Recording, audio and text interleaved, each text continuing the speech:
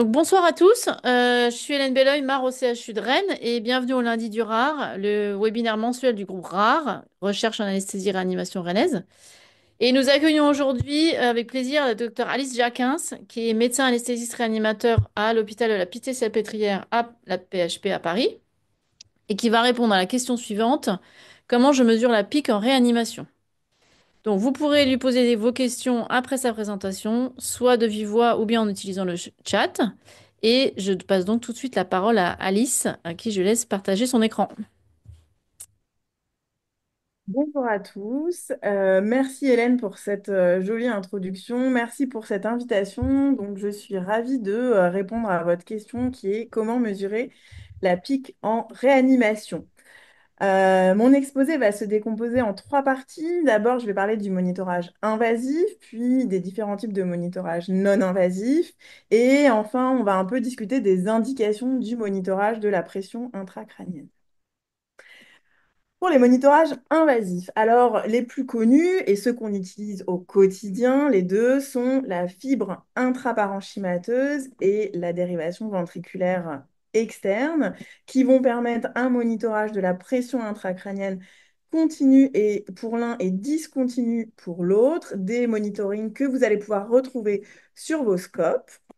Alors, on va commencer par la DVE. La DVE, c'est le gold standard, d'accord, qui va permettre le monitorage de la pression intracrânienne de manière discontinue, d'accord? Donc, elle a vraiment un aspect monitoring, ok? À partir de la pique, on va pouvoir calculer la PPC, qui est donc la PAM moins la pique, et elle va avoir également un effet thérapeutique. En fait, elle va pouvoir permettre de drainer l'œdème, de drainer le sang et voire de traiter, en fait, de contrôler l'hypertension intracrânienne. On va pouvoir avoir un accès au LCR grâce à cet outil pour pouvoir doser des marqueurs de méningite si on suspecte une méningite ou doser des biomarqueurs pronostiques, par exemple. C'est un outil qui peut permettre de tarir la fuite de LCR. C'est un outil qui coûte assez peu cher, mais c'est actuellement, pour le monitorage de la pique, l'une des techniques les plus invasives. Elle se pose dans la majorité des cas, elle est posée par un neurochirurgien au bloc opératoire, d'accord? Et évidemment, comme tous les outils invasifs, elle peut être à l'origine de complications, qu'elles soient infectieuses ou hémorragiques, d'accord? Et puis, on peut rencontrer certaines difficultés de pose. Le capteur de pression intracrânienne, la fibre intraparenchymateuse, comme on l'appelle, permet un monitorage de la pique en continu. Cette fois-ci, c'est une technique qui est moins invasive, qui est peu invasive. C'est vraiment un tout petit cathéter, comme on peut le voir. Ça se pose extrêmement facilement, pas forcément au bloc opératoire. Elle peut être posée au lit du patient en réanimation. D'accord? Et je sais que dans certaines équipes, elle est posée par les anesthésistes réanimateurs. Nous, c'est les neurochirurgiens qui les posent, mais c'est assez variable selon les habitudes des équipes. Ça se pose assez facilement, il y a peu de complications dans la littérature, c'est extrêmement rare. Et par contre, il y a un coût assez élevé. Le problème également, c'est que comme c'est une fibre qui est très fine, on peut avoir des dérives du zéro et donc des dérives du chiffre de pic au fur et à mesure du temps. Et on peut parfois être obligé de reposer ce capteur. On dit souvent que sa durée de vie, elle est de 10-12 jours. J'ai voulu vous parler un peu de la forme de l'onde de pic, qui est donc en trois bosses, d'accord? Trois vagues, P1, P2, P3. Le P1, c'est le percussion wave, c'est la pression artérielle, d'accord? Le P2, c'est le tidal wave, qui correspond qui représente la compliance intracérébrale, d'accord? Et le P3, c'est la fermeture de la valve aortique. Et normalement, lorsque la compliance cérébrale est normale, l'onde P1 est supérieure à l'onde P2, qui est supérieure à l'onde P3. En revanche, lorsque la compliance cérébrale est diminuée, l'onde P2 est supérieure à la P1 et à la P3. Et lorsque P2 est supérieur à P1, ça traduit l'existence d'une HTIC. Donc, en fait, rien qu'en regardant l'aspect de votre onde, vous pouvez savoir un peu si votre patient présente une HTIC ou pas. Ensuite, je vais vous parler des monitorages non invasifs parce que je pense que c'est assez intéressant et que ça peut vraiment être utile en pratique. D'abord, l'échographie cérébrale, qui va vous permettre de mesurer une déviation de la ligne médiane. Donc, je vous ai mis un scanner en parallèle, d'accord? Et vous pouvez voir sur cette coupe, en fait, donc vous avez le V3 avec en parallèle l'imagerie à l'échographie et les plexus choroïdes, d'accord? Pardon, pourquoi j'arrive pas à passer? Voilà. Donc, vous allez mesurer la déviation de la ligne médiane par un savant calcul, d'accord? Vous allez mesurer de chaque côté, à droite puis à gauche, et diviser par deux, d'accord? Et en fait, chaque mesure se fait du côté opposé en allant du milieu du V3 jusqu'à la paroi osseuse du crâne. Donc, si vous vous mettez à droite, vous mesurez le côté gauche. Si vous mettez à gauche, vous mesurez le côté droit. On commence par le côté droit, donc on fait droit moins gauche divisé par 2. Et donc, si c'est positif, c'est que le déplacement est vers la gauche. Et si elle est négative, c'est que le déplacement est vers la droite. Ensuite, toujours parce que l'échographe est, je pense, un peu le stéthoscope du neuroréanimateur, j'ai voulu vous parler du Doppler transcrânien, qui peut se faire par voie transtemporale, transoccipitale, transorbitaire ou transmandibulaire. Vous allez pouvoir mesurer l'index de pulsatilité qui correspond aux vitesses systoliques moins les vitesses diastoliques divisées par la vitesse moyenne, qui est censée être autour de 0,9 et qui est corrélée à la perfusion cérébrale. D'accord? Il doit être vraiment interprété avec la vitesse diastolique. Et attention, en fait, il y a des conditions, d'accord? Il doit être interprété en l'absence de vasospasme et de vascularite. Le problème, c'est qu'il y a beaucoup de choses qui peuvent interférer avec la perfusion cérébrale, effectivement la pression intracrânienne, mais l'hématocrite, d'accord? Les résistances vasculaires cérébrales, donc on l'a dit, une vascularite, un vasospasme, l'amplitude de la pression artérielle systolique, la fréquence cardiaque, autrement dit le débit cardiaque, d'accord? La compliance cérébrale, comme on le disait, la compliance artérielle systémique et cérébrale, d'accord? L'index de pulsatilité d'une personne âgée n'est pas le même que celui d'une personne jeune à moment identique, à pathologie identique, d'accord? Et la prescription de perfusion cérébrale. Donc il faut bien prendre en compte tous ces items pour interpréter l'index de pulsatilité. Un petit exemple, un patient traumatisé crânien grave avec une contusion frontale droite, d'accord, qui a donc une pique à 45 avec une pression de perfusion cérébrale à 35, donc assez altérée. Et là, au Doppler, on voit qu'il a des IP à 2,31 et une vitesse diastolique à 22. Juste pour reprendre l'aspect de la courbe du Doppler transcrânien, vous avez les vitesses systoliques, qui sont la condition de charge d'amont, c'est-à-dire le flux systolique au niveau des artères cérébrales proximales, et les vitesses diastoliques, qui correspondent à la condition de charge en aval au niveau des artères cérébrales distales. Donc c'est la perfusion. Ok, c'est vraiment la perfusion cérébrale. Autrement dit, lorsque vous avez de l'hypertension intracrânienne, il y a une diminution des vitesses diastoliques, une augmentation de l'index de pulsatilité qui est responsable d'une hypoperfusion cérébrale.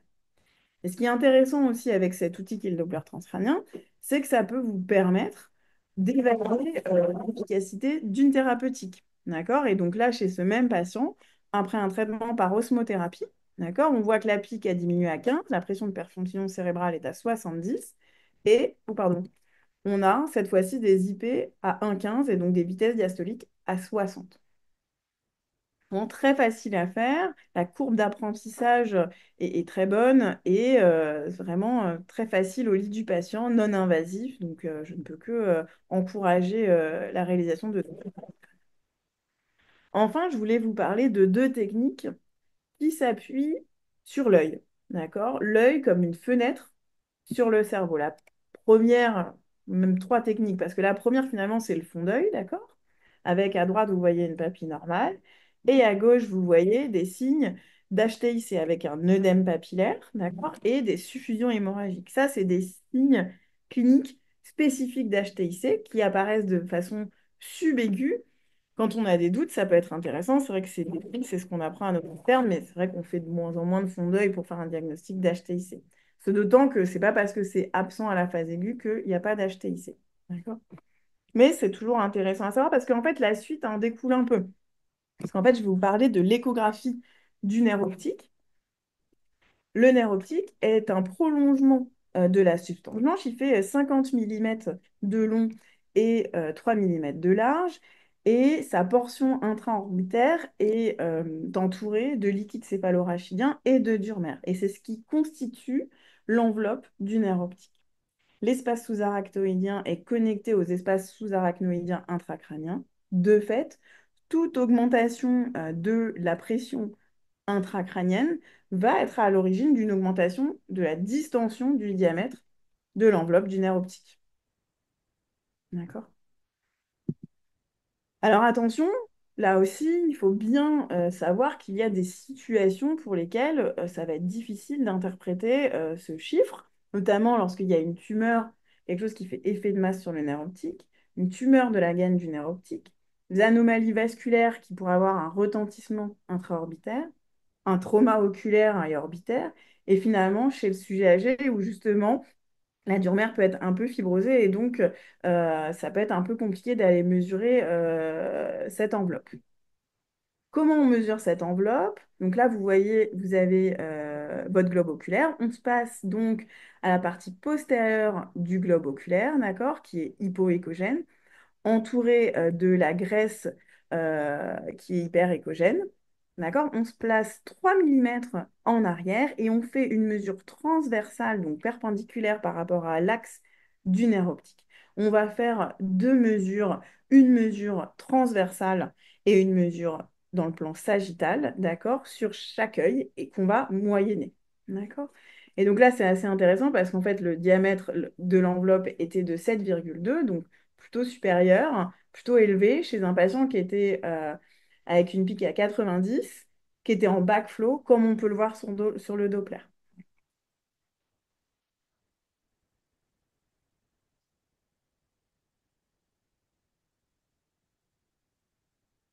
Deux petites choses à savoir, c'est que, il existe des variations du diamètre du nerf optique selon l'âge, d'accord? Donc il faut un peu connaître ces chiffres, premièrement, et que par contre, il n'y a pas d'influence du sexe sur le diamètre de cette enveloppe.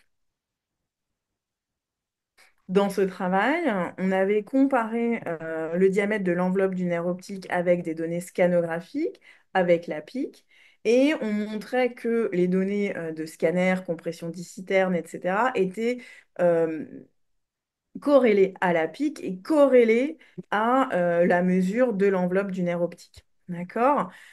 Le déno était discriminant pour l'HTIC, donc ça, c'est hyper important. Et parfois, même, ça pouvait être meilleur encore que des données scanographiques. Ok. Enfin, on avait comparé plusieurs évaluateurs et donc la mesure de cette enveloppe était, était très bonne entre les différents évaluateurs. D'accord? Donc, une bonne reproductibilité. Dernière technique que je voulais aborder dans ce topo, la pupillométrie.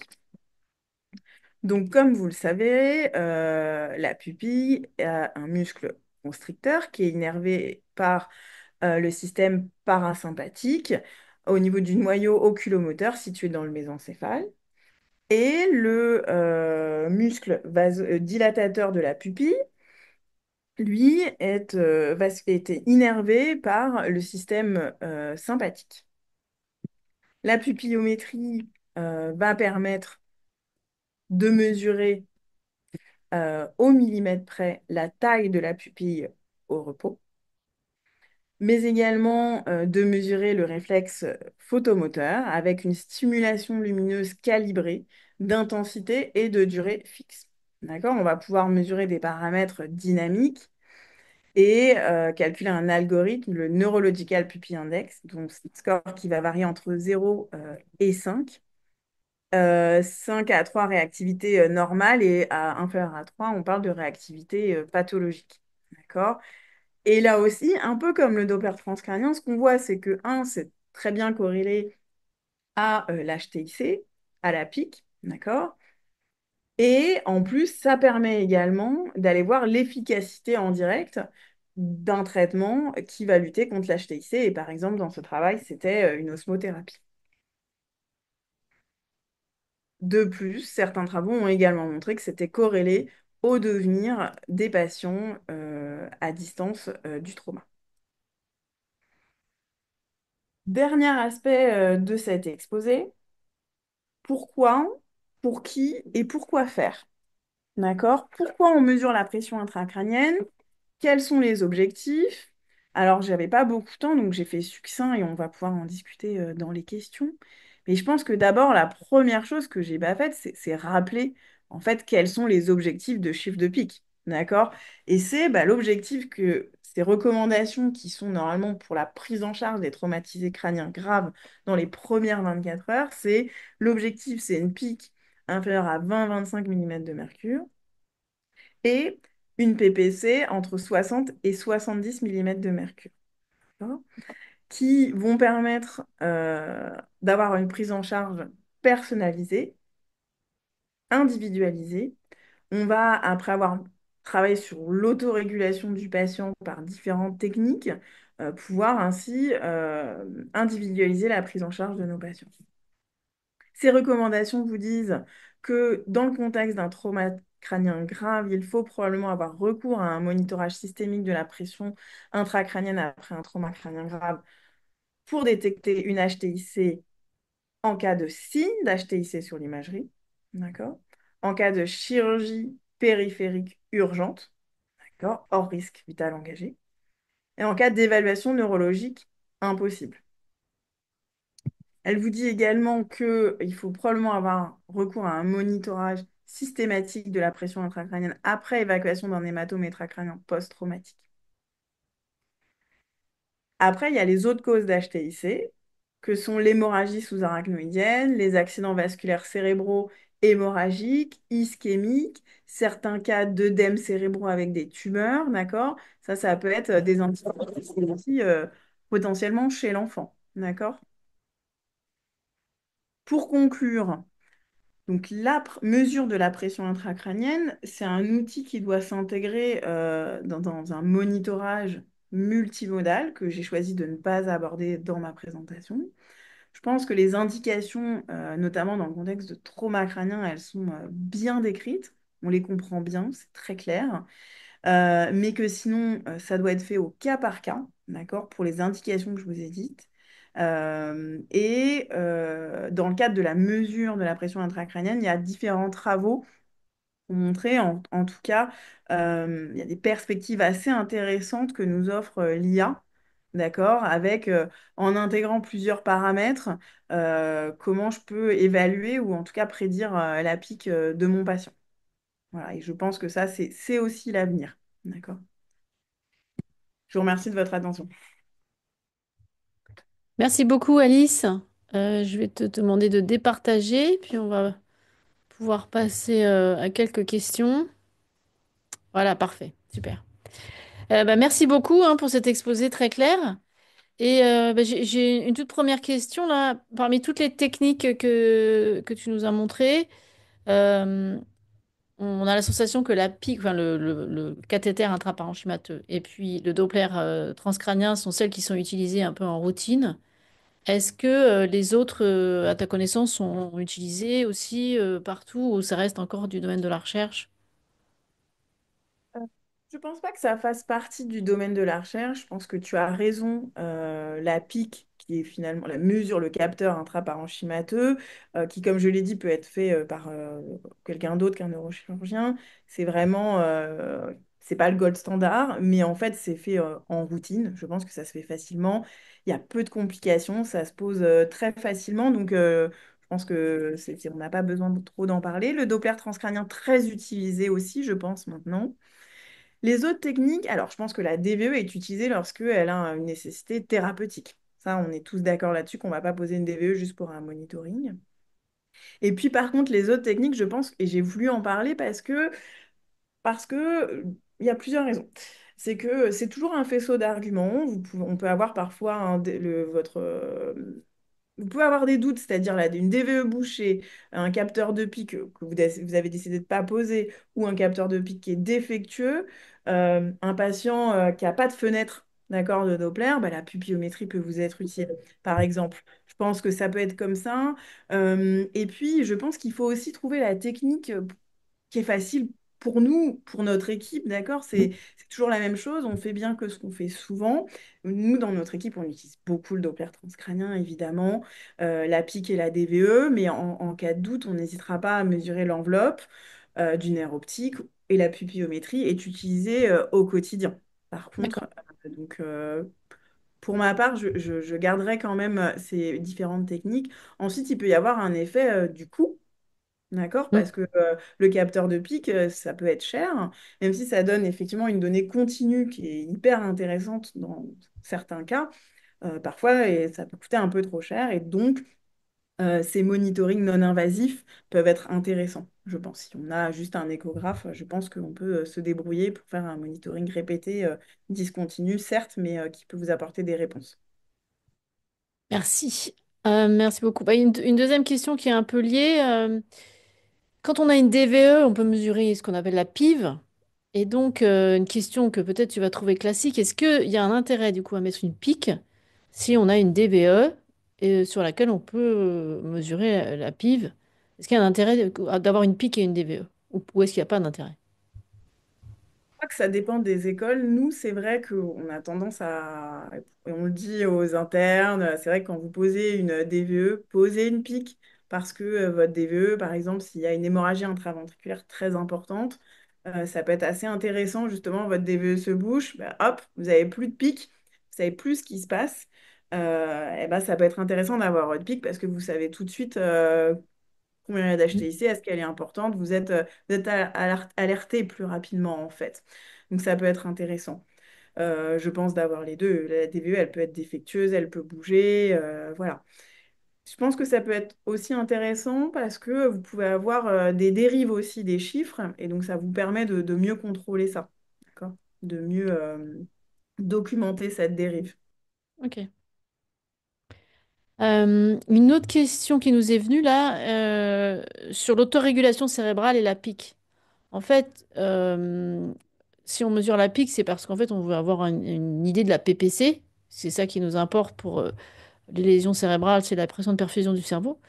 Et, euh, et donc, qu'est-ce qui se passe si le patient a perdu son autorégulation? Est-ce que du coup, qu'est-ce qu'on fait avec cette pique et cette PPC si on est chez un patient qui n'a plus d'autorégulation cérébrale ou qui a une autorégulation cérébrale qui est perturbée?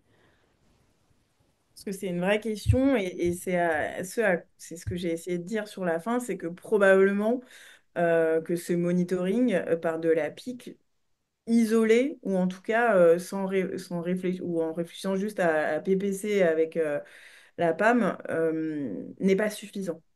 Probablement qu'un monitoring multimodal vous apportera d'autres éléments, d'accord, qui vont vous permettre de bien savoir à quel moment votre patient perd son autorégulation, il la récupère, et du coup, quelle est du coup sa meilleure pression de perfusion cérébrale, euh, qu'est-ce qui va être bon pour lui en fait, et Mm. d'avoir une prise en charge individualisée au possible.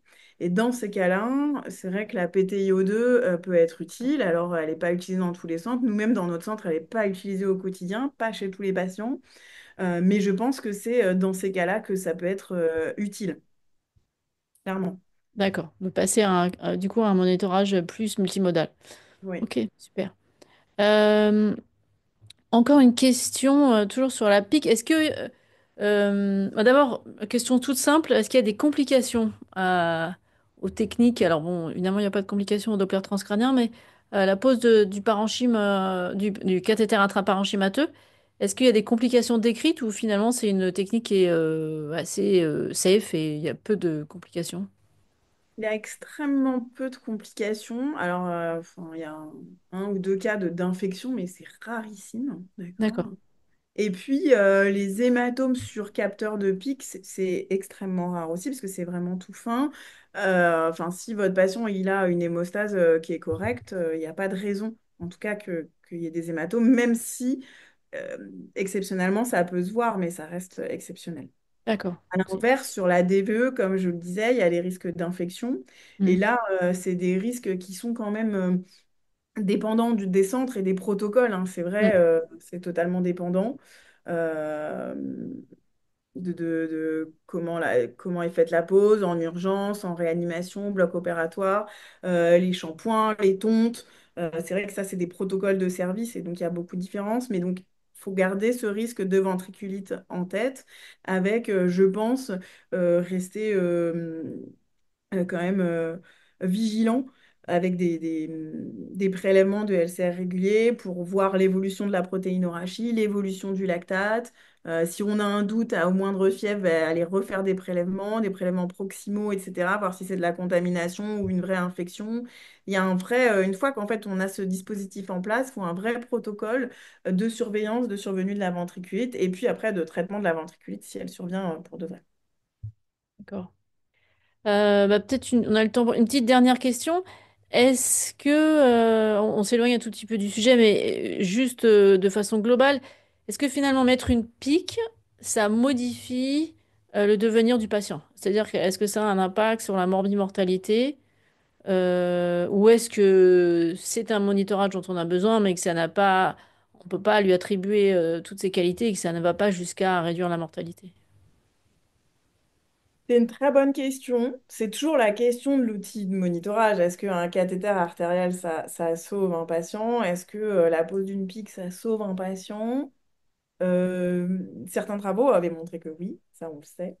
Mais la vraie question, c'est de savoir toujours ce qu'on en fait. D'accord? Et Mhm. donc, c'est de bien choisir les patients à qui on la pose, de bien l'interpréter. D'accord? En fonction bah, de ce qu'on a dit, de l'autorégulation et de pouvoir bien la traiter, en fait, et la faut savoir ce qu'on fait de ce chiffre de pic Mm. finalement, dans quel contexte, et ce qu'on peut faire. Et ça veut dire qu'il faut avoir en fait derrière, parce que poser une pique c'est très bien, mais il faut avoir un protocole de prise en charge de l'HTIC bien établi, avec des équipes entraînées là-dessus, que qu'elles soient médicales et paramédicales.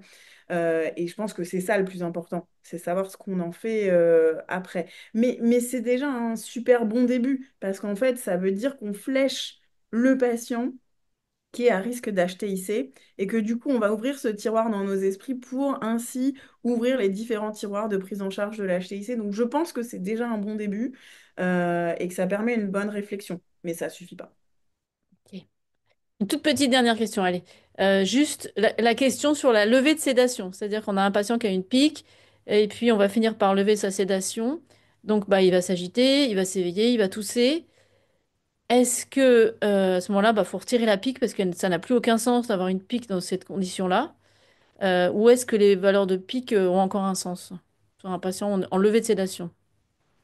Ben, je pense que ça dépend parce que justement, ça peut permettre de savoir s'il est prêt à ce qu'on arrête les sédations.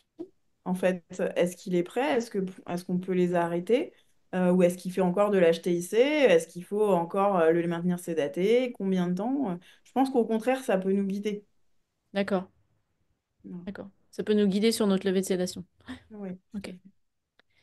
Ben écoute, merci beaucoup Alice pour ce topo et pour la réponse à ces questions qui étaient très claires, très éclairantes. Merci à tous d'avoir assisté au RAR numéro 32.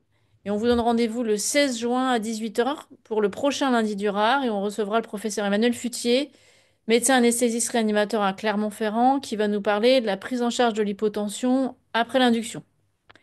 En attendant, vous pouvez nous retrouver sur notre site internet www.rar.bzh, sur les réseaux sociaux, LinkedIn et Instagram.